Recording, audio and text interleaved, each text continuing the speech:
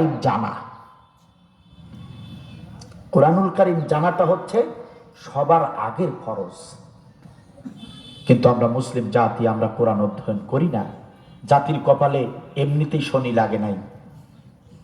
এই জাতি কোরআন ছেড়ে দিয়েছিল বলে, এই জাতি কোরআন থেকে দূরে চলে এসেছিল বলে খুনি হাসিনার মতো জালিম সরকার প্রায় 16টি বছর এই জাতির কাঁধের উপরে চেপে জুলুম করেছে। কথা বলেন ঠিক কিনা?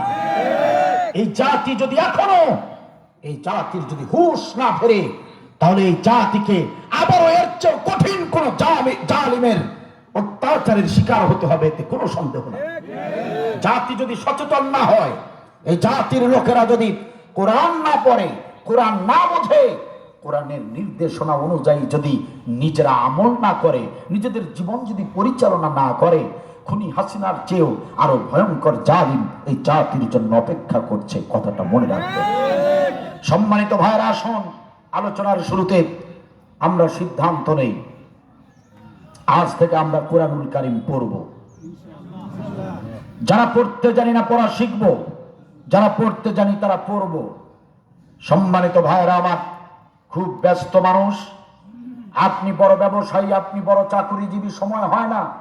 রাতে ঘুমানোর আগে একটা করে আয়াত হলেও অর্থ সহ পড়বেন। একটা করে আয়াত হলেও অর্থ সহ আমরা পড়ব। এই সিদ্ধান্ত নিচ্ছি, আমরা শপথ নিচ্ছি, আর আমরা পিছিয়ে থাকবো না।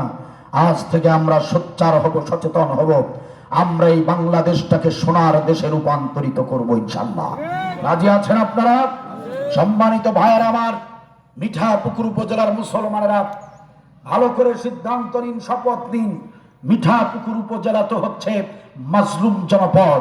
মিঠাপুকুর উপজেলার ইসলামী আন্দোলনের কর্মী নেতা নেতৃবৃন্দের উপরে যে নির্যাতন স্ট্রিম রোলার চালানো হয়েছে, যে অত্যাচার করা